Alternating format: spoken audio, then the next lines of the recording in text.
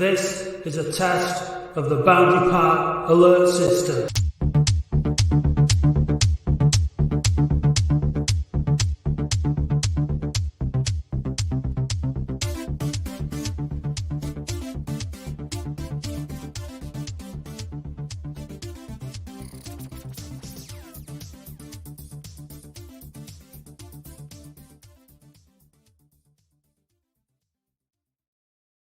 Hello and welcome to the Latics Football Phone-In with me, Matt Dean.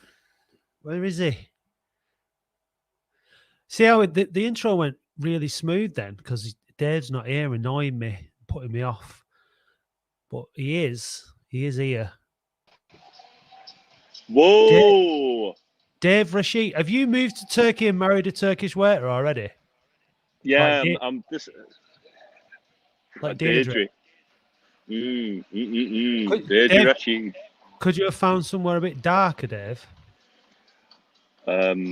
Sorry, guys. Just 1 second. Listen, there's no point being sexy, Dave, if nobody can see how sexy you are. You've got a suntan now and everything. It's just so loud. It's just so loud. It's just so Well, loud. don't go back into the disco. I'm not going to go back into the disco. What if I just lay on the pier like this? Well, that's Like nice. that? That's nice. That bit of lighting on the side of your face. Then that was good, Dave. Ooh. Oh, look at that, sexy Dave. Sexy Dave by the pier. Good evening, James. Also, good evening or good day to Chris in Melbourne. I like people watching from around the world. I was watching Newcastle, but the wife cried as she watched you guys. All right, yeah. I see, yeah. Well, that's fair enough. Dave's made more than one wife cry over the years, haven't you? Not necessarily your own. No, plenty of times. She cries every day. Every day. Is she having a holiday from crying, though? Are you having a good time, Dave? Well, she's crying now because I've had to leave her with about 8 children. Not mine, by the way, and my fellow waiters' children, Samir Rashid, who I've married. I'm only joking. No, I just thought I'd put a bit of a Turkish twang on the name to get rid of the sexy because you're not allowed to say sexy in Turkey. You're not allowed to say it because it can be quite offensive. Right. Well, I do have a serious question here from Martin Barlow, Dave. Just while we're on the subject of serious stuff. It is how is the Turkish beef paste? There is a beef pate, but it's nowhere near a paste. Right, but you have explored you've explored it since you've been there, have you? Yeah, I've had bread, chips, and beef pate. That's about it. My palate of beef is nowhere near the level. No, to be fair, the food over here is amazing. In my 5-star/6 star, just buy me a coffee, funded, well, all inclusive. While you struggle to find your words because you've got too much tequila flowing through your veins, I'll tell you what wasn't 5-star yesterday, or all inclusive in terms of any kind of ability or talent, and that was the football match. I don't know if you watched it online at all, Dave, but it was absolutely bloody awful. It was turd. It was turd. It was the worst performance I've ever seen. Mark Shelton couldn't catch for bloody Antalyaspor. Never mind bloody Oldham Athletic, because I caught a bit of football over here, and I was there with some Turkish guys and Samir, my new husband, and he said they are the worst team I've ever seen. They're worse than Besiktas. But I was like, well, obviously because Besiktas are in the Super League of football, but they were all laughing at how bad it was. Yeah, we couldn't pass a turd last night, could we? It was so bad. So bad. Definitely right. Not. Let's bring a caller in, shall we? Let's bring a less frequent caller. We'll bring Tom in. Hey. Hi, Hello. Tom. You all right, mate? You all right, mate? Yeah, good, thanks. Hi, Dave. Hello, mate. It's been a funny week, Tom, because it started off on Saturday with the joy and jubilation of Rochdale away. Everything that was good. I mean, we conceded 3 goals, but it was a great game, great atmosphere, blah blah blah. And then on to Tuesday. So, what's your experience been over the last few days? Well, I was there on Saturday with my dad. I tell you, I've never seen a derby so much added time, so much trouble, and so much drama through the whole game. I mean, we go 2 up, we concede 2, and then we go 2 more up, and then we concede another one. Then there's 16 minutes, and the football overall was a miles better in performance as of late on Saturday, despite conceding 3 goals. I thought the performance overall was really good. I thought Lundstrom absolutely worked his socks off for the entire 90 minutes. I don't know, and I'm really starting to like that McGahey at the pivot, kind of giving the midfield a bit more freedom. And then and then last night it just seemed to just be a different team. It just dissolved. Did you watch it last night, or did you go? I watched the first half and got really frustrated. Me and my dad watched it the first half on the panorama streaming, and we got that frustrated. It was that poor. I mean, that second goal was just you don't even see that at Sunday League. There was that lad who Hallam Hope was chasing. He went down the wing, and every defender was ball watching. You watch the video back. Every defender ball watches. Not one of them looks in the shoulders to see where the attacker is. It's schoolboy stuff. We've got a message here from Dave Holt. Last night's performance can be put in the current Hall of Shame along with Harrogate, Altrincham, Southend, and 2 Bromleys. It was, and you know the boos were audible at half time, and it was totally understandable because it was absolutely turgid. Yeah, I mean, like I turned it back on for the last 10 minutes. I'm clearly glutton for punishment, and they scored a third, and it was just. I understand we had 10 men and whatever. I'm not backing them. I'm not trying to reinforce like why they were so bad. I understand they must have been shattered from Saturday. I mean, 100 minutes of football cannot be. I'm not backing it, but I'm saying it's unforgivable, that performance last night. I think it's unforgivable. I'm not saying. That's not me backing up saying giving them a bit of a freedom on that. They should be fit and they should be ready. But that was absolutely that. I mean, they were bottom of the league, and we played worse than bottom of the league. Look, I just want to jump in here, but the bottom of the league, it's a derby still in some ways for the Fylde fans. They think it's the biggest game of the season. We were absolutely pawny last night. We were so bad. Yeah, like. Every time, I've said it once, I'll say it again. Will Sutton is not a right back, and if it was Jordan Clark in that position, he'd be absolutely lambasted. But for some reason, everyone goes, "Oh, he's not a right back; he's a centre back." Yeah. Why are they playing him? He's on poor. That, Dave. I get that. Jordan Clark was a senior professional, right? Who'd been played at high level, etc. If we start turning our back on and booing and getting and giving sticks to someone like was a young lad, so he's not. He's been hung out to dry. There's no doubt about that. He's not. Now, last night, this is where my major frustration. I stood with my brother and we were talking about this. When we went 2-0 down, we started the game terribly. We went 2-0 down. One cleared off the line. We were getting bookings because we were getting frustrated, right? From the captain and Green got booked as well. What the manager, Mickey Mellon, all right, he's only been in the job for a week, but he could see what was going on. We were really struggling. He needed to change it. Norwood needed somebody up front with him. We were 2 goals down. For me, we should have gone through. He should have brought Shelton off because even after half an hour, because he was having a nightmare. It wasn't having any impact on the game. And he should have gone 3, about 3-5-2 is what he should have set up there. We need goals. Let's just go for it. Then Hogan got sent off. What did he do? He brought Hallam Hope off, put Josh Lundstrom on the right hand side of midfield, making him completely ineffective. Kept Shelton on the pitch. Now, the other substitution he made when he brought Tollett on.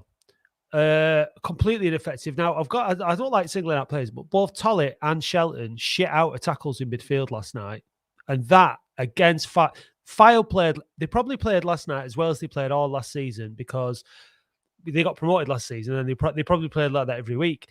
Now, last night was their cup final, Latics and that big crowd and all that kind of stuff, and they were well up for it. And our lot were just not at it at all.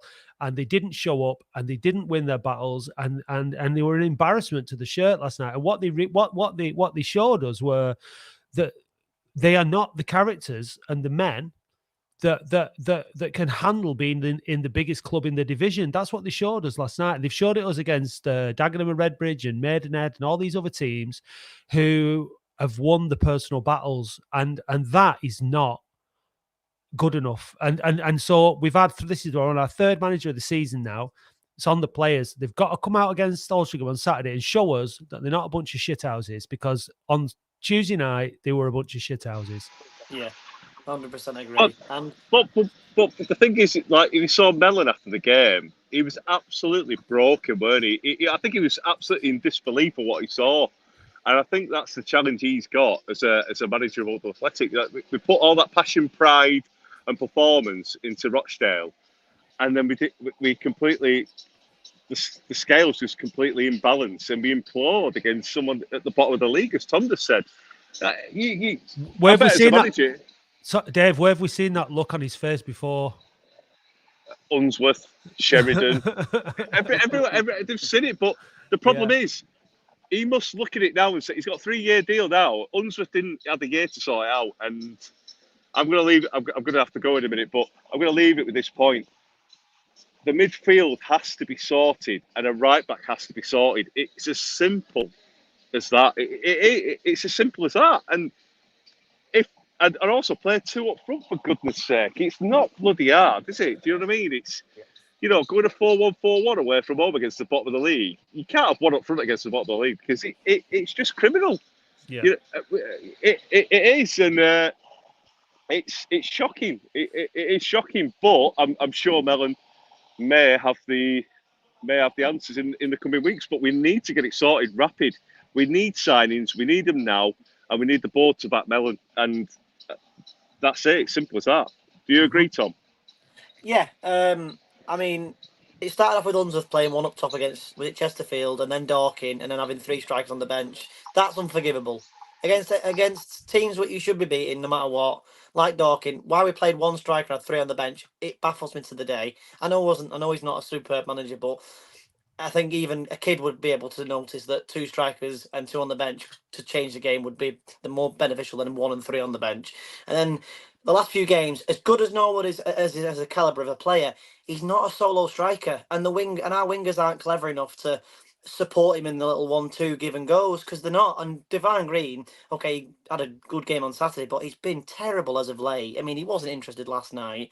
I mean, none of the players were interested last night, but I mean, a couple of the Tuesday night games that have been recently where we've drawn, Devine Green just got no interest in the game. He gets lost and disappears, and I'm thinking, he's a player. I mean, was it against Dagenham when their left back was slow as a pig in shit, and Devine could have absolutely gone past him every time, and he was coming inside towards Nord. I'm thinking, you've got him for pace every time, and okay, his delivery of the cross isn't great, but 6 crosses, one of them is going to be able to be good at a professional level. And I'm not being silly there, am I?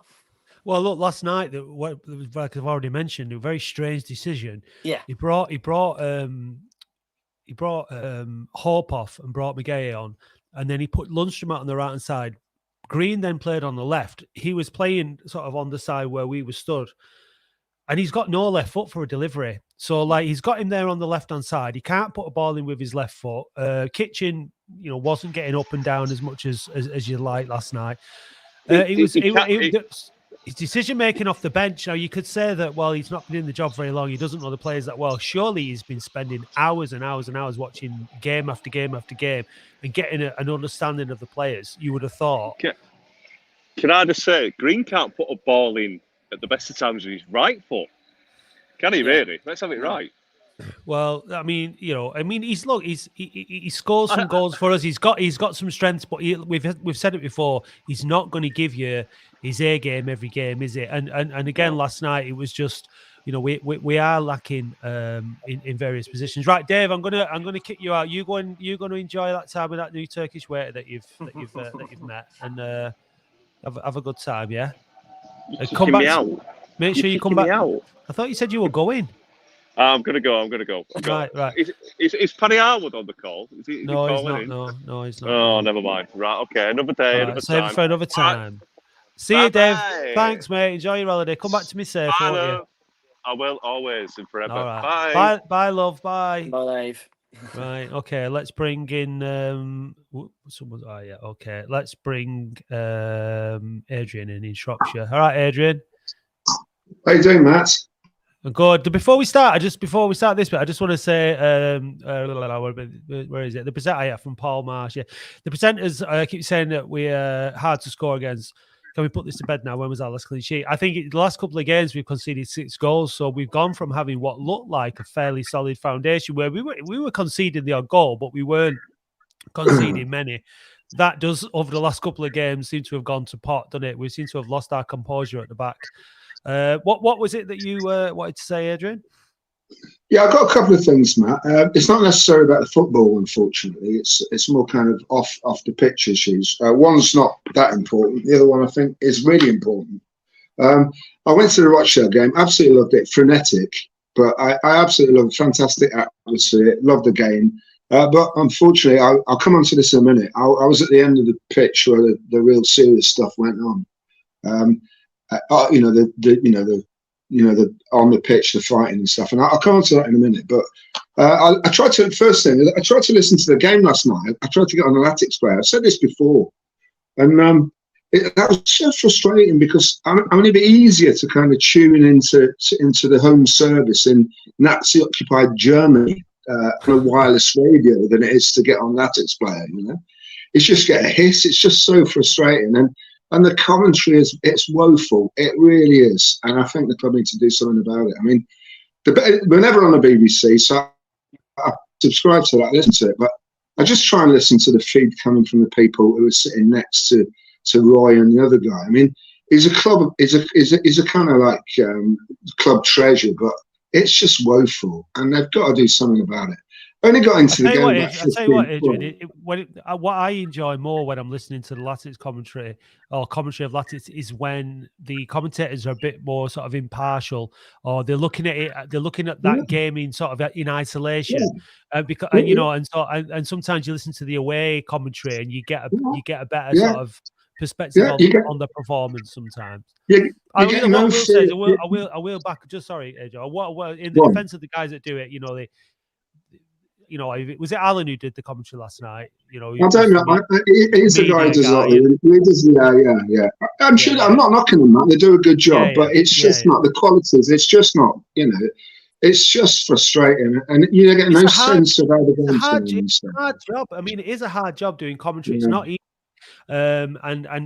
These guys, it's not their main job. You know what I mean? I know it's not their main job, but it's also really hard to get on it, Matt, and it fails a lot of the time, and it's frustrating, and you just get this bloody hissing on. That's one thing. But the more important thing, Matt, is I want to give a view of what went on at Rochdale. At the other end, I think Andy gave a view of what happened down his end, which I think was just sort of like young kind of Herbert's messing about. I was at the other end in the second half, and it was pretty horrible stuff actually. And I've got some views on it, and I think they need to be aired because there was a lot went on there, and I'll just run through it. I mean, there were guys. I was there with my wife. I think I saw you before the game. I was there with my wife, and there were people in there, and they were intent on having a confrontation. They weren't watching the football. The stewarding was poor, really poor. These guys are just contracted workers. There was incursions onto the pitch, and these guys, these so-called Oldham supporters. I mean, they weren't young. They were 50, 60-year-olds, and they were intent on a confrontation, and all they were looking for was, one reason to go onto the ground and into the other stand. It was really awful to see. And the things I've got to say is the stewarding was really poor. There was loads of alcohol in there. If you can have a pint, fair enough. I mean, you go to a rugby game, you can have a pint, but there was serious amounts of alcohol being drunk. The stewarding was really poor. But I'll come to the main point. The policing was pathetic. Across the pitch, there's a control room. Yeah, the police came on. These guys knew that they could overrun the stewards. They've been on before. They just wanted one trigger to get onto that field, and they were identifying people. There was a guy, he was making slit your throat signs, and this guy was in his late 50s. He wasn't watching the football. And let me come to the point now. And then you get the reporting. The thing that really annoys me, you get the reporting. There's an article in the Manchester Evening News, and they're saying, Greater Manchester Police are going to investigating this. We're trying to identify these people. They could have just come in and take those guys out of the stadium, arrested them. Why didn't they? They didn't show up till it had all kicked off. And then you get these articles in the newspaper. It besmirches the club. What about the Rothwell family, the people who supported this club? It just really annoys me that this isn't accurately reported, and these people are allowed to do this. If you're on an aeroplane, you behave like that. If you're in a theatre, a cinema, why is it allowed in a football ground? These police, there were so many police there. They knew what was going on, so why didn't they have to remove these people? And the thing is, they know that they can get away with it. They'll do it again. And it is so annoying and so depressing, actually, Matt. And I just needed to put that side of the coin, because it's all right the club saying a statement about this happened and this happened, but it's a stewarding. It should be stewarded properly, and it should be policed properly. I mean, were these policemen, were they just looking for their overtime payments? What's going on? I think the stewards in the ground, rather than the police. So when the police are on the streets outside, the club don't have to pay for that. When the police are in the ground, they have to pay for it. So they keep the police outside the ground to keep the cost down. They bring stewards in, who ultimately are getting paid whatever it is, £10 an hour or something. They're not going to get in the way and get their heads kicked in for, they're just going to so that's the issue. Yeah. The real people responsible are the people that are old enough to know better, the people you described who were hooligans from back in the day, from the 80s and 90s, who are now, like you said, late middle-aged men getting themselves into this kind of bother. It's sad, really, that their lives are so sad that they still need to seek this kind of adrenaline at their age. But that's on them. That's their choice. But yeah, I mean, I would be looking to remove people from the ground whose behaviour is beyond banter and he's antagonistic, or he's because we've got a comment here. Who was it? Someone said we can't how can you arrest someone before they've committed a crime? Well, you don't have to commit a crime to be removed from a premises. You don't have to be arrested, but you can be removed from a. So then that in itself becomes antagonistic, and then there's a response. So look, I mean, I think as a fan base, we all have to challenge behaviour when we see it, but it's my point is that a lot of this stuff happened. There was a control box opposite, and the police only came in after the event. They weren't hauling people out. Well, that's because they're outside the ground. That's because they're not in the ground at the time. Tom, what's your take on it? I agree with what he's saying, and I just want to add on to the point of, in black and white, it's a football match. If you're going to if your intent is of that nature, a violent nature, then why are you going to a football match to do that? Exactly. Why does that give you grounds to? Well, because it's one of the few environments where you feel that you can get away with it, where it's there, where there's an opportunity to do it in the first place, and that's why. So I think that kind of echoes what Adrian's saying: is you have to take away that opportunity in the first place. That's what I mean. We have to. I mean, as a club and as supporters, I agree with you both. I think we do have to start saying this behaviour is not acceptable. That's not that's not the modern day football. We don't need violence in football. There's no need for it. I mean, why is our captain and two other players running over the fans to tell them to get off the pitch and calm down? Why is that happening? We should just enjoy that we've just beat our local derby. Why can't we just enjoy that? I'm all for goading away for the home or away fans. I'm all for giving it that. But if the fans are determining, people are not fans, because let's be fair, most of the people who cause the trouble on that day probably don't go to a lot of Oldham games. I'm not pointing fingers, but it's probably the case. No, but it happens on the occasions where we have these huge turnouts where people are coming for that. I mean, I know full well that's the case. So look, it is what it is, but it's going to have a negative impact on the club, and it's going to have a negative impact on fans. And so as fans who do go to all the games, or if you're a fan who goes home and away week in, week out, whatever, then it's going to affect you. So, feel free to do something about it. Feel free to make complaints, whatever it is that you feel you can do to try and challenge it, because we shouldn't all have to put up with it. No. The game going into that 16 minutes of injury time, Rochdale could have won the game in that injury time. There's lots of things that would have really gotten everybody's goal if that had happened. So look, it is what it is. So Yeah, here we've got one here from Oldham fan, arrest Mark Shelton. He wasn't the only player last night whose performance was criminal. But Adrian, if you got any comments on, did you watch last night's game or did you listen to it? No, I didn't watch it. I tried to tune in, and I mean I couldn't get it. I couldn't get an angle on it, but I mean from what I can gather, it was pretty woeful, which is not good because Saturday was a great day. But I like, I'd love to have contributed about the football, but I just found Saturday really kind of disheartening, really, to see that, and I don't want that. I really don't want that, and it was, it's a bit upsetting. Well, most people don't. Tom, thanks for getting in touch, mate. No worries, mate. All right, talk to you again. Thanks for having me. Cheers. Let's bring in Aaron. Hi, Aaron. Hi, mate. Okay. Yeah, you. Yeah, not too bad, thanks. Did you go last night? Did I see you there last night? I didn't I? No, you didn't see me. I sent you a message because I seen you on the stream. Oh, that's right. Yeah, sorry. Yeah, that's right.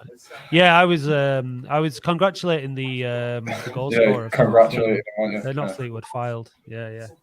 I just wanted to talk about the problem for me. I did some little bit of research today. So let me just grab it up because I made a note so I didn't get it wrong.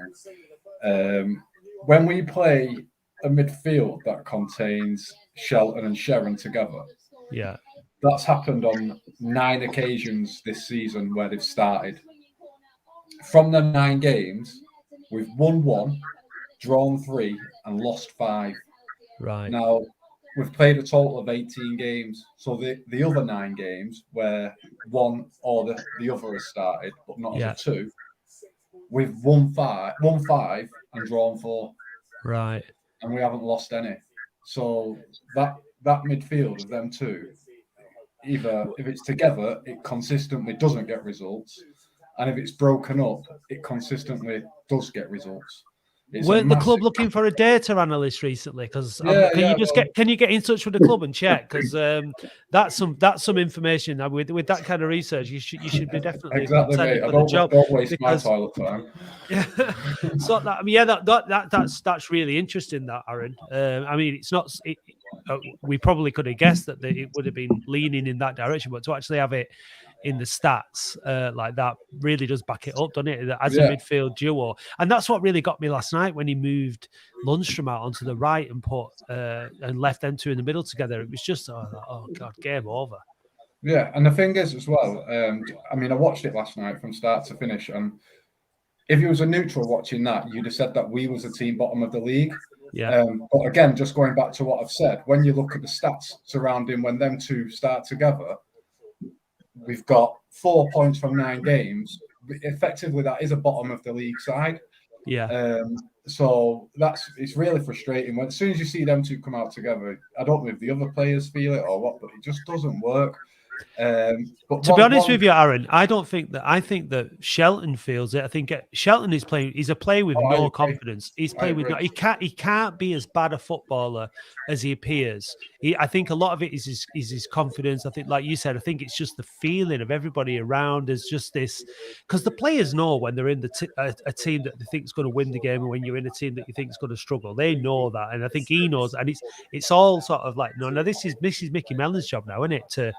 To deal with that. And that's one of the I don't want to say positive from last night because there wasn't any in the performance, but when you look at his interview, it's a completely different interview than what we would have got from David Unsworth. When you look at the end of his time, I feel like he would have tried to dress last night up as something that it wasn't, whereas Mickey Mellon, he didn't try and dress it up at all. He was like, look, we've let everyone down. And I feel like this is where he now earns his money. He's identified the problem, and he now earns his money as a manager with finding a solution from that problem, which hopefully that's something that he can do.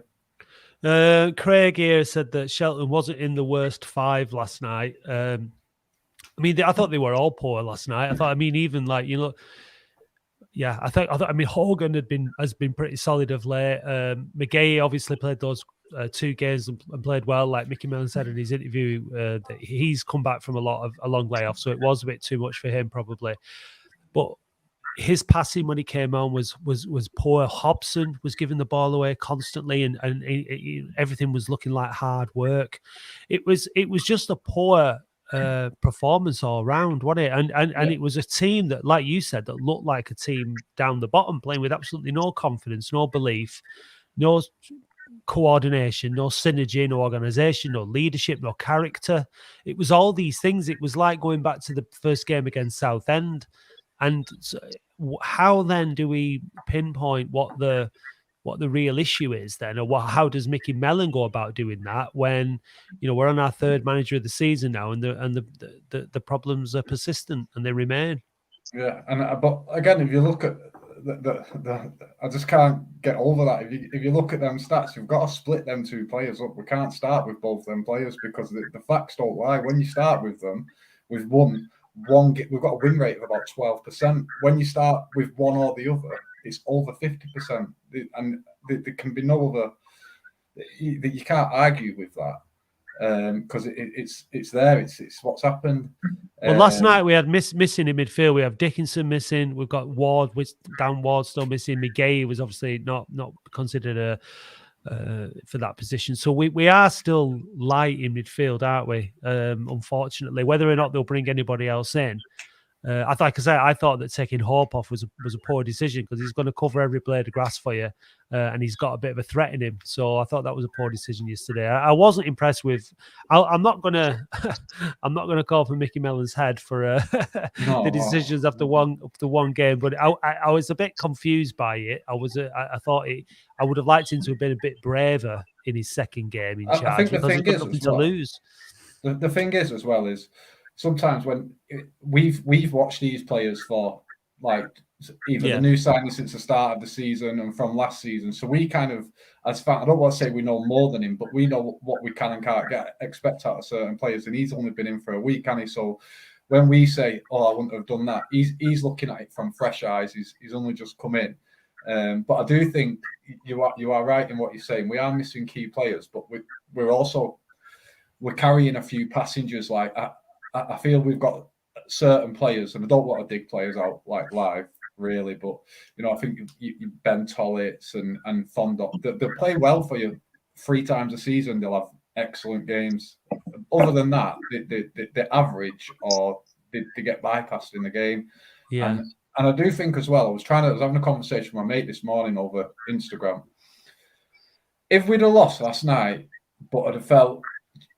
There's not really a good way to lose, is there? But you know, we was dominated last night. You can kind of forgive it after the run that we've been on. You can say, right, we've unbeaten in 8, we've gone there, we've lost, but we've given it a go. But the way how we lost was just, it was shambolic, really. And well, if we'd matched them in terms of effort, and Fylde played really well last night. They played some really good football, but we also made it really, really easy for them, and that's the problem. Adrian, what do you think Mickey Mellon? What does he do over the next? I mean, he's been in the game in charge for 2 games. Like, how does he approach it as a leader? Do you think in this situation? Well, I think what Aaron said is very true. That that he's fresh eyes and and he doesn't really know these players. He hasn't seen these players. He seems to be. I mean, I had a mate of mine. I'm down in Shropshire. He managed Shrewsbury for a while, and he's got every confidence in him. I think you just got to give him some time. But I mean, it's blatantly obvious about the right back situation and the paucity in the midfield, really. So, what does he do? I suppose he's got to know the players. He seems quite a motivational kind of guy. So we can only hope, really. I mean, it's just disappointing. I mean, I didn't engage in the game last night, but it just sounds dreadful, and it's big step backwards, isn't it? It's always like 1 step forward, 2 steps back. You just wonder why we do it sometimes, don't you? It's my fault. It's my fault for saying that it was a banker on the pod on Saturday. I mean, I'll be honest. I didn't really mean because there's no such thing with Latics, but yeah, I think that as far but Andy, sorry, go on. Yeah, I think Andy called it out on Monday when he said, it's Oldham, we're playing the bottom team, we're going to get thumped. These things happen, you just got to stick with it. But all in all, I mean, it's an upward trajectory and trajectory. I think we've just got to keep going, and I'm sure it'll come right. Let's see. Yeah. All right. Thanks for your call, Adrian. Cheers, mate. Take care, mate. Excuse me. So, Aaron, in his earlier interviews before he managed the team on the pitch, Mellon was saying about what he expects from his players and how he will tell them what they need to be told about being good enough. So I presume that he's having some pretty awkward conversations pretty early on with his players after that performance last night. Yeah, you'd imagine so. And I think as well, in some respects, because that performance has come quite early in his tenure as our manager, it could work out to be a blessing, really, in terms of he's had to go in there and he's had to tell a few home truths early on. If we'd have gone another 5 or 6 games, we'd have loved us to go another 5 or 6 games unbeaten. But your true test of character comes in more difficult times, doesn't it? So we've gone there away last night. We've got thumped 3-0. There's over 1,000 fans there, away fans. He looked a little bit embarrassed by that performance in the interview. So hopefully he's kind of gives them a kick up the arse and they're going to put in a result on Saturday, a good performance, and get a decent result. Yeah, it looked like a bunch of players. I mean, he's talked about the size of the club, and we are a massive club in this division. I mean, getting taunted by that small pocket of Fylde fans behind the goal last night was grim. It was like last couple of seasons ago at Forest Green when they were doing it to us. You're thinking, you're getting taunted by a village team here, and but we are where we are. And if the shoe was on the other foot, we'd be doing exactly the same. And so you've just got to take it on the chin. They did have a rather, I won't repeat the word that they used, but they had a rather amusing chat about James Norwood last night, which got a few giggles out of the home fans. But it was embarrassing. It really was. Like, I mean, they've got, the thing is, like, someone's put a load of money into Fylde. They got that that they got. It's fantastic. It's a great little ground for this level. It's just that they haven't got any fans to fill it, unfortunately for them. And tonight, last night, we turned up in our numbers. You never get the same atmosphere on a Tuesday night as you do on a Saturday, but it was like everything about it was there for our players. Good pitch, good stadium, big turnout from our fans. They should have just been, we're all over this. This is, they're bottom of the league, because top teams put them in their place. Exactly. Pin them in their place. The facilities are good. It's not like they're going to some, even like Altrincham, which is, proper non-league. They went to a decent facility. So, top level players do not treat games against the bottom of the table any differently than they treat games against teams that are competing with them at the top of the table, because they know that if they do, they'll get turned over and they'll drop points. They'll come unstuck. And our lot last night, based on that performance, went there thinking that they were going to roll this lot over. And from the first minute, Fylde were all over us. Well, my mate, through like the work that I do, I get to know people like here, there, and everywhere. And he lives in Poulton, and he kind of follows Fylde a little bit. And he was texting me throughout the day, and he said, "I'm going 4-1 Fylde." And I just laughed at him. I said, "I'll tell you what, I'll give you 500 to 1 on that." And then after 12 minutes, he texted me and said, "Is that still on?" I said, "No, mate." I said, that bet's off now. I said, "You're going to do us here." But like you are right. I think it was game over at that point when it reached 2-0. I had, based on how the first 15 minutes had gone, it was going to take a monumental change for us to get anything out of that game. And then Hogan got sent off, which I've seen a few people on Twitter saying it wanted sending off. I was watching on the stream, and it does look a bit of a 6-1 and there the other challenge, but he is holding him as well. Yeah. And I think Mellon said it in his interview. He's tried to disguise the hold, and it is a yellow card. And their lad does swing an elbow, but if the referee and linesman don't see it, then unfortunately, it was asking for trouble, like getting involved in it. And I mean, again, that means he's not going to be. It's a 1-game ban in it, 2 yellows. So he's not going to be available on Saturday, which hopefully Raglan can come in. Well, we're going to see a different centre half partnership anyway, aren't we? So we'll see how that goes. But like I say, mate, I think it could, although it was shit last night, and I'd have been a lot more pissed off if I'd have made the trip over and I believed there was trouble getting home on the motorways. it could turn out to be potentially a blessing in disguise.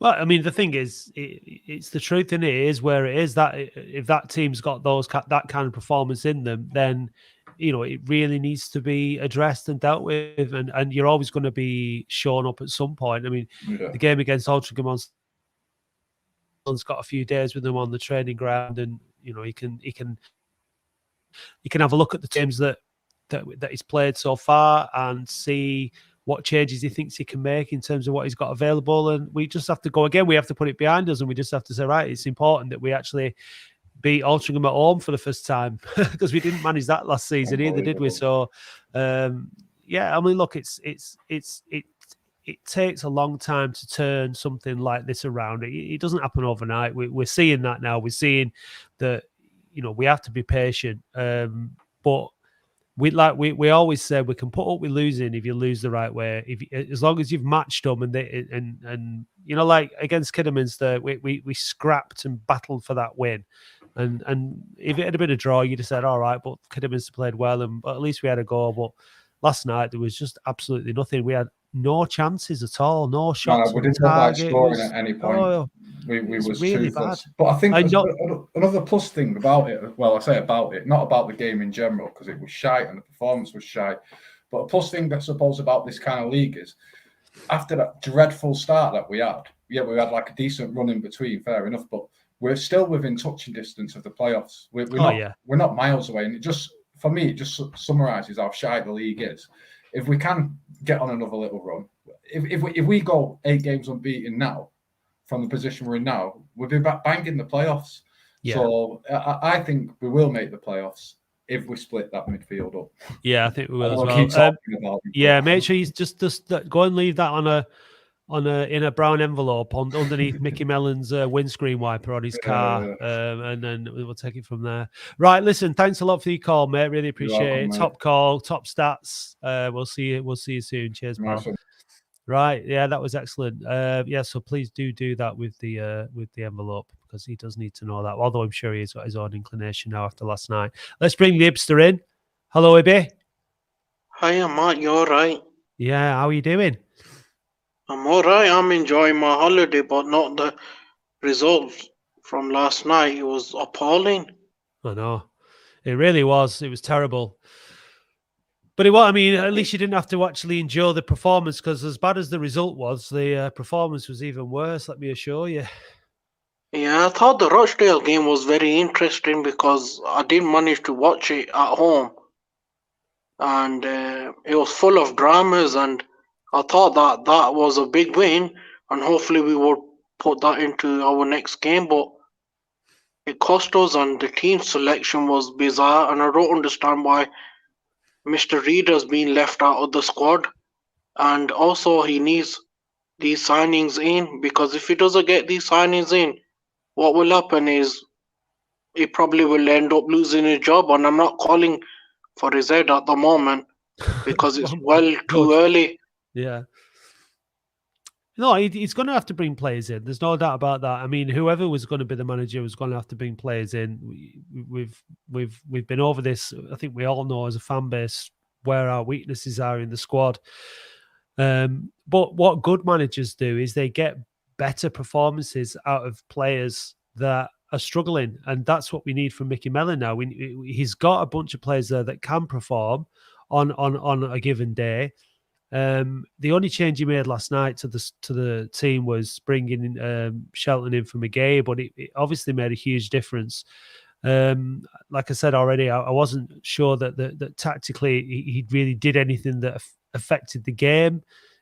He didn't do anything that affected the game tactically. We just continued to get walked all over for the full 90 minutes. So it was very disappointing, but I hope now that fans will give him some time and some patience, because clearly the issues that are at the club within the squad are a legacy of this transition period that we're in. You don't go from where we were last season to having a Notts County or a Wrexham or a Chesterfield quality side the season after. It just doesn't work that way. So we're in that transition. If we make it into the playoffs, which I still think we will because of the quality in the division, then it'll have been a good season, and who knows, we might make the playoffs.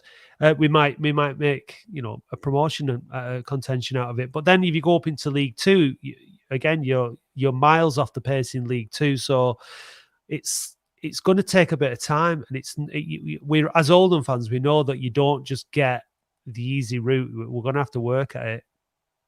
Yeah, I fully agree with you, but last night and today, there's been a few tweets saying Mellon out, this and that. I thought to myself, it's well early. You need to support the players and the manager at the moment. And if results don't improve, then the board will have to make yet another decision. But let's hope it doesn't even come to that point. Oh, I think that, I mean, there's probably quite a few of those tweets tongue in cheek. I think they're probably just having a laugh. I mean, if you seriously think that after 2 games, then, you know, I mean, how would you ever get anywhere in life without having any patience? Yeah. I believe we will make the playoffs, but we can't afford to start losing games. And because when Steve Thompson was here, we were on a good run. Mellon's come in, he's taken 1 win. Second game was appalling, but we might have to forgive him for that if he changes things around in the right way. And he's experienced enough. He knows how to get out of this league. And we have to give him an opportunity. We can't yell at him or the players or start abusing players, because the players are one of our own. I don't think it's good, especially at the game, to start shouting abuse at individual players. The team got booed off at half-time yesterday, and they can have no complaints because they were absolutely shocking. And I think as a collective, they you know, like I said, they can have no complaints. You're right. Mickey Mellon's been in this position before. He has the experience, so he'll have seen all this before. He'll have taken control of teams that needed work. So I think there is that we can have some confidence that he will be able to do it. But what we have to accept is that it will take some time. Now, my hoped trajectory is that this season we will make the playoffs. We'll have a playoff campaign and we'll have an experience, and the experience will either be a positive one or it'll be a negative one. But whatever it is, it will be an experience that we can build on for next season. And then I think next season, with the investment that is likely to continue into the team, I think we'll mount a serious challenge for promotion next season, i.e., which means we'll be going for automatic promotion. We'll be in contention for automatic promotion. Definitely, we just a few that will run away with this league now because they've done well. They keep winning every week in and out. They know how to do it. So. Well, they've had the experience, haven't they? They've had the experience, haven't they? They've had the disappointment of not going up in the playoffs, and that kind of stuff is what builds the character and what builds a team, builds desire. Disappointment fuels the need to succeed, and so we've just got to go through that the same way that they have. Notts County experienced it, Wrexham experienced it, Chesterfield experienced it, and then it drives the squad and the players and the club and everybody on to do better. So all we can hope for this season is that we make that push for the playoffs and that our players have that experience of being close but not close enough that drives them on to want to succeed. Plus, like we've already said, a good few numbers in terms of signings. Yeah, definitely. How's David? I've just seen that he's in Turkey. I hope he's enjoying himself. Oh yeah, he's having the time of his life. I mean, we both needed a break, Ibby, you know what I mean? So I said to him, look, take the buy me a coffee money, go off to Turkey with your family, just get a bit of sun and get out of my face. Yeah, I'm enjoying the World Cup cricket over here, enjoying every minute of it. That's amazing. What a great experience. Have you been to some of the games, have you? Yeah, I've been to a few games. I'm in Pune at the moment. Right, fantastic. Right, well, just enjoying it. The weather's okay, and atmosphere's good. It's one of in a lifetime having a World Cup in countries like this, because I don't think it will ever happen again. Well, it's an amazing experience. I'm very jealous. I have been to India, and it's a fantastic country. So yeah, thanks a lot, Matt, for having me on, and look after yourself. You too. Safe travels, Ibby. Bye-bye. Take care, mate. Wow. Watching the World Cup. I'm not been to cricket, but I'd certainly enjoy that experience, no doubt. I think that there's a guy here called Graham who we know, but who looks quite different. All right, Graham. Aye. It's you, Graham. Yeah, I decided to go naked. How are you doing? Yeah, I'm good. Yeah. Yeah, good. Thanks. Yeah. Did you just have enough of the beard? Was it enough, or did it fall off, or what? No, I woke up the other morning. I thought, you know what, I can't be bothered with 7 years of growing it, and I just thought, right. You know, and I got one of the caves, quite nice. Yeah. Never had it before. Yeah. With a towel and that. Well, it's nice. It's nice to see your face from Yeah. behind the beard. Yeah. So what a week at Latics, eh? I have one criticism. Go on. Right. Even up here, I heard about the riots on the pitch. It even made our news. Did it? Yeah. It was a police statement. It was through BBC Scotland. The other one about they're tracking down in their work with the clubs to find the people responsible. But my view is, like, if the police are outside, they should have been on every turnstile waiting for them to come out. It's very disappointing that that's the thing about the football club. Like, even when I was in Ireland, you know, I was in Ireland when we beat Liverpool and played Everton in that FA Cup. And the news travels, and good news travels, and it can be a real, the club can be a real flagship for the town. But at the same time, the flip side of that is you can have the negative news travel as well, like this has, and it's, you know, it's reached Scotland and wherever else, and it brings everybody into a bad light, doesn't it? Unfortunately. Yeah, because my boss was pointing to me. But the one thing I've got to say tonight was, see, when it comes to transfers in, I think we need to be patient. I don't think we should go out and buy stuff in right now, people in right now, because if they're free, they're obviously not good enough because they would have had a club. I think we have to be. I do agree that we have to be cautious with who we bring in, because like last season we brought in players that were better than the players we had. There's no doubt about that, but aren't up to the. Or they're certainly not proving that they're up to the you know, being a promotion challenging squad of players. So I think we do need to be careful not to make rash decisions and bring in players that are below the quality that we need to mount a serious challenge next season. But I think also the flip side of that is there is pressure from the fans for bringing players in to improve it. So that's got to be managed by the club. Yeah, I would rather wait till after the transfer window, because one thing is, I mean, I'm not against us bringing in players, but like, and I'm not saying this out bad, but we're going to bring in another. Nothing against Gardner, but he came in and he was injury prone, and we had to wait a long time to see how good he was. And Dan Ward, he's been out for a while as well.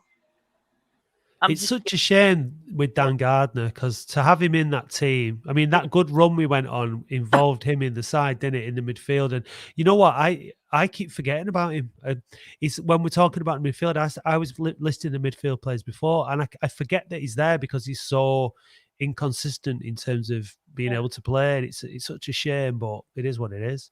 I would rather like wait and try and get somebody better than somebody. I'm not saying that they're bad, the players that are free right now. But the chances are, if we get players in, they're not going to be up to standard, because if they were good enough, they'd be in a team already. The option we do have though in this league is, you know, because I've seen in the comments people mentioning people like Nick Horton at Fylde. There is the potential to go out and offer cash to players that are in this division, that to bring them to Oldham. That the players that are fit, that are playing every week, that are performing, that would be an option, and that really is where you've got to try to take advantage of being the biggest club in the division and flexing it a little bit, really, and saying, look, come to us, we'll get into the playoffs, and you know, you'll be playing for a bigger club in League Two next season or the season after. So I'd like to see us be ambitious in that respect. But I think you're right. Players that have not got clubs at the minute, it tends to be players that are coming back from injury, or you know, maybe have not got the best discipline and things like that. And that's not always a good starting point, is it? I would love to have a punt on Norton at Fylde. The midfielder. So what was that? Sorry, Norton, the midfielder. Oh yeah, He looked really good, but then he's no disrespect to Fylde. Is it, how do you say it down there? We say Fylde. How do you say it? Fylde. Yeah, we say Fylde. Do you say it as well? Yeah, same. Yeah. Right, because we say Bury, you say Bury. Yeah. Bury. That's just an accent thing, though. That yeah. But I like to look at him in the midfield. Norton, he looked really good. I mean, if we could get somebody like him up there, but then he might not be our standard. No disrespect to Fylde, but the bottom of the league team, they've come up from. Is it North or South? Did they come up from North? Yeah, from North. Yeah, National League North. So I mean, he might be good enough, but then, like I say, I would love to see a revitalised Dan Gardner back. Do you know what I mean? Oh yeah, it's just not going to happen, is it? Unfortunately, No, he's not got the legs anymore. They keep breaking, not literally, thankfully. But and my personal view is, I think Will Sutton could be the right back we need for one reason. See if we can get a defensive coach to come in and work with him every day that he's training. I don't know. I last night when we went 2 down. For me, we should have gone 3-5-2. We should have brought another striker on to play with James Norwood. Should have played the 3 centre halves, and Devon Green would have just had to run his socks off as at right wing back. But that would have been the best solution, I think. But yeah, I think we need a right back who can get up and overlap and get balls in. Whether that's as a wing back, I mean, that's the old right backs used to play like that all the time. That was an old fashioned right back. Always used to get up and support the winger, but you know it's look. Mickey Mellon's got to figure out a way of playing that suits the players we've got, and then bring in players into that. So what about Shelton? Play right back? Did Tino play right back first? That's right. Yeah, I keep forgetting that he did. He played against who was it last? Was it Bromley last season towards the end of the season, and he did quite well actually. So I don't know. It's building the same team. They say it doesn't work. What's the stop? One in midfield, one in defence.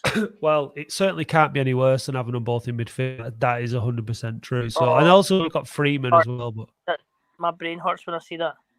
Wait, see what? The two of them in the same team together. When I see the team sheet, I know you're not the only one, mate. You're not the only one. My man right? Goes, what's up with you? And I'm like, and I show him the team sheet. He goes, "Oh, it's a strong team." And I say, "They two, they say they kind of play together. The same kind of player." I know. Well, I don't know. I mean, Sharon puts himself about a lot more than Shelton does, but Shelton looks like Shelton's the best thing. The one thing that Shelton's good at is laying off a throw in back to the thrower. That's his best skill. And that's just not enough, unfortunately. So listen, Graham, we're going to move on. We've got someone called Reese who's here. It's just going to be the last caller before we knock it on the head. So thanks for getting in touch, mate, and we'll see you soon. 3 points on Saturday. Come on, it's not in doubt, is it? 2-0. I hope so. See you later, mate. Hello, Reese. Hello. You all right? Yeah, you. Yeah, I just saw you on camera there, so I know you're a real person. You don't have to get your camera on now. How are you feeling this evening about Latics?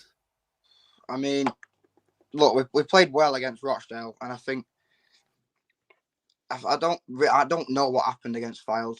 I couldn't be there at the game, but you know, seeing the scores flash up on my phone, it was like, what's going on? And I think there's some inconsistent players that I don't think deserve to play in the starting 11.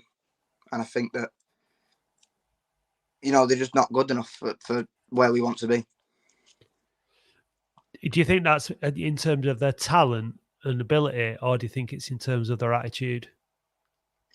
I think more ability-wise, because I think some inconsistency in ability is more, because I don't think it's the mentality, because I think they've all got the right mentality, but some players are just really inconsistent.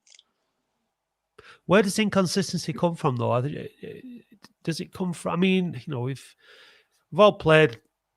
We haven't all played football, but those of us who have played football can remember games where you go out there feeling great and you think that you're going to have a great game and you just have a terrible game, and then you can feel you go out sometimes maybe not feeling your best, and then you have a really good game. So it's a really difficult one to pin down, isn't it, in terms of like what makes a footballer consistent. Yeah, definitely. But you know, there's players where they'll have four games of playing well, and you know, the next game they're not switched on, I don't think, and it starts to create chances that for the other team where they shouldn't in other games where we've shut them down really well. And going off Sutton in recent games, I think Sutton's played well for the past couple of games, but then he'll go and have an inconsistent run where he's not the best of players in that position. And I think Shelton's another player where he's the same. We made that harrowing mistake against Fylde last night, and I think sometimes the players they'll have great games, and then they'll go and have runs of 3 games, 4 games where they're just not playing well. I think as well, you have to remember it's a team game. It's confidence in each other, each other's ability. And knowing that, like, if somebody in your team makes a mistake, that it's not going to knock them, that they're going to stay focused, that they're going to get back on it, that you've got to have confidence in each other. And I don't think that as a squad and as a team yet, we've fully got that confidence in each other. And I think that a lot of that this season, it maybe boils down to the inconsistencies in the back room, issues with the manager and whatever was going on with Unsworth and all that kind of stuff. So we're in some ways, we're back to square one, which is that we desperately need consistency at the club. We need stability at the club. If you're talking about consistency and inconsistency and its effects, well, one of the major ones that we're seeing is this lack of stability and consistency behind the scenes at the club. So that's why more than ever we need this appointment of Mickey Mellon to work, and we need it to work over the next few years, and we need to see that there's progress bit by bit rather than all at once, which is obviously what some of us want, but we're not going to get. So we have to expect to see that Mickey Mellon gets more out of these players before the end of the season, and that next season we start the season significantly better than we started this season, which obviously is something that has really got a lot of us down, because we started this season worse than we ended last season, and it's taken the wind out of our sails, hasn't it, Reece? Definitely. I think Unsworth, when we had him, I think it set us back a year. I think, even going off what's happened, he's come out and said that he didn't study the tactics and then the way the other teams played, and I think that's definitely set us back a good while. And I think the appointment of Mickey Mellon's great. I think, talking about stability, like other people have said, he's got knowledge about this league and he can get us out of this league, and I think it's definitely the right appointment. And I don't believe that this season, I think we'll finish in playoffs, but I don't think we'll go up. I think next season is definitely the season where we go for it. But this season, I think, like you say, is talking about stability, trying to get the team trusting each other, and I think Mellon is the right person to do that. I think when we were having the conversations and the debates about who was going to take over, should we go with Thompson and Redfern, one of the main concerns about bringing another manager in, like we have, was the fact that it's going to turn things around and on its head again, and the manager now is going to have a different set of expectations, different ways of doing things than Thompson and Redfern had, and that it might set us back a little bit in the immediate short term while the players get used to that. And we might just have to accept that the results, go bad again for a week or two after the good run that we've been on. But we have to hopefully see the benefits of this change and bringing Mellon in after that as we start to pick up again. I feel like it's going to be a topsy-turvy season still. But there seems to be quite a bit of confidence that we will still finish in the playoffs. Where does that confidence in you come from, Reece? I think the amount, the quality of some players we've got, like Norwood's fantastic. I think we've got Lundstrom, who's a very good player. Hogan, Hobson's brilliant. We've got great talent in the squad and great ability, but I think that could push us on. And like you said about the new manager, I think it's a process, because, like you said, signing a new manager it's all about learning how they want to play and the team understanding that and slowly building their way towards how the manager wants to play. And I think definitely there'll be games where it won't go right in the short term, but we've got to look at the long term. And I think we did the same with Unsworth, give him a 3-year contract in the hopes that, building a team that he wanted and would work out, but sadly it didn't. Other than that, I think Mellon, with his process, hopefully should go in the right way. Football managers and players are always telling you that they only look as far ahead as the next game. So the next game on Saturday at home to Altrincham, what would you do to try and get the win in terms of the formation and the personnel that was different to the game on Tuesday? I don't think there's much wrong. I'd change a couple of players. I don't think Sutton, as much as I like Sutton because he's come through the youth, he's not good enough for me. But then again, we've got no cover because I don't know where Freeman's gone. Hogan's out again, so you'd have to play Hobson and Raglan. So there's a lot of change, I think, that has to happen. Shelton doesn't get in. I think Maguire, if he's fit, plays. If Dan Gardner's fit, he gets a shout. What about up front with Norwood, or do you go with? I mean, that lone striker does. What do you do up there? I think we've got it right with Norwood up front, but the delivery and the service that Norwood requires is difficult for some players that we've got in the squad to give to him. So I think going with one striker is probably a good shout, but the players have to step up and deliver what Norwood needs to provide the goals. Well, definitely. Right, let's finish with a prediction. What do you reckon the score will be? I think 3-2 Oldham. Well, it sounds like an entertaining game. I'll take it. Thanks for your call, Reese. Appreciate it, mate. Good call, mate. Thanks very much. Nice one. Right, okay, that's it. So next week, Sexy Dave will be back from his jollies. Just if you want to buy a ticket for our Christmas do, which is on the 22nd of December, you can do the 20 quid, and that includes pie supper and lots and lots and lots of entertainment, which is yet to be planned. But you can go to afcpodcast.co.uk/shop if you want to buy one of those tickets. Please get them early because I'm sure they'll sell out like they did last time. And we will be back on Monday morning for the pod at 6 o'clock to talk about the outcome of the Altrincham game, whatever that may be. Thanks to all the callers. Thanks for everybody who's watched, and we'll see you on Monday. See you later.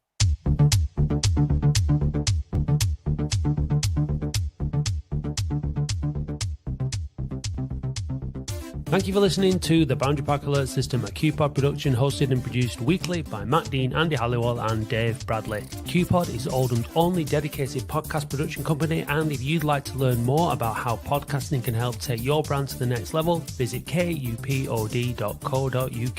A huge thank you goes to all those people who subscribe to the podcast on Spotify. We really appreciate you all. Please visit oafcpodcast.co.uk and click Be a Supporter or find the link in the show notes if you'd like to help us fund the show. It's only $2.99 per month to subscribe, but if you'd rather make a one-off donation, please visit buymeacoffee.com/OAFC podcast or click the link on our website. Don't miss the Latics football phone-in every Wednesday live from 8:30 p.m. Please visit youtube.com/@OAFC podcast and do hit subscribe while you are there. You can also follow and interact with us on Facebook, Twitter, Instagram and TikTok @OAFC podcast.